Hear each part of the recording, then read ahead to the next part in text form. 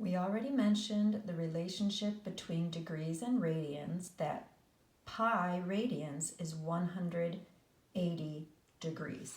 So this just gives an alternative way to think about it. Theta is equal to the circumference divided by the radius, 2 pi r divided by r, which is 2 pi. So the important thing that you need to know how to do is to convert from degrees to radians. So if we have 30 degrees, we're going to use the fact that pi radians equals 180 degrees, and we're going to set up a conversion factor. I don't want to be in degrees anymore. I want them to cancel. So that's why if degrees is up here, I want to put degrees in the denominator. And what I want is radians. So that's why the pi is up here. And then 30 times pi divided by 180, just put your fraction into lowest terms. Do not convert it to a decimal. We're going to want to leave these as fractions in lowest terms. So 30 degrees is pi over 6 radians. 45 degrees, do the same thing, multiply by pi over 180. Put your fraction into lowest terms and you get pi over 4. 90 degrees, 90 times pi divided by 180. 90 over 180 is 1/2, so I've got pi over 2. 120 degrees, same thing, multiply by pi over 180. And when you put 120 over 180 into lowest terms, you get 2/3, so it's 2 pi over 3. And then a negative number, negative 300, just multiply pi over 180 and put the 300 over 180 into lowest terms, negative 5 pi over 3.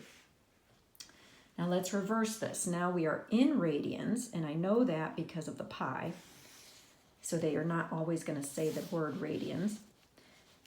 What we're going to do is do the reciprocal.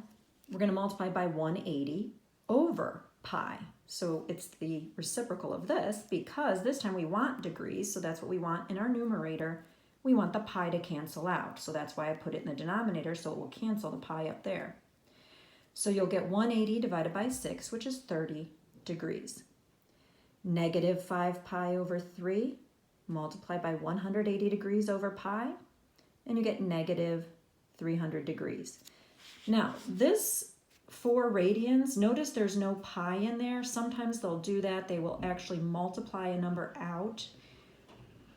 So they'll use 3.14 for pi, and then they'll get a number like 4.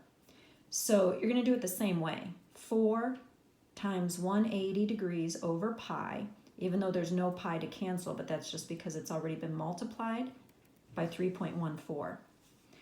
But when you get the answer, you'll do 720 divided by pi, and then you'll want to put it into a decimal. It's okay to use a decimal here for the degrees, negative 22.9. Negative 2 pi over 3, multiply by 180 over pi. The pi cancels, and you get negative 360 degrees divided by 3, which is negative 120. And then negative 2.4 radians. Here's another instance where we don't have a pi because the pi has already been multiplied into the number as 3.14. Do the same procedure and get negative 137.5 degrees. All right, then we're going to want to draw and label each angle in standard position. So the x-axis is going to be your initial side, the vertex is the origin, and the terminal side is just where you end up after the turn. Most people find it helpful until they become familiar with radians to switch the radians back to degrees, just like we did in the previous example, because it's easier to visualize negative 45 degrees than to visualize negative pi over 4. So negative 45 degrees, we know that 90 degrees is a right angle, so 45 degrees would be halfway.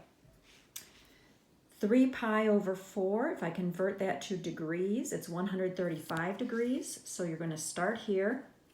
90 plus 45 is 135 degree angle. Negative 7 pi over 4 is negative 315 degrees. Start here, go negative, so clockwise. This is 270 plus 45 more negative 315.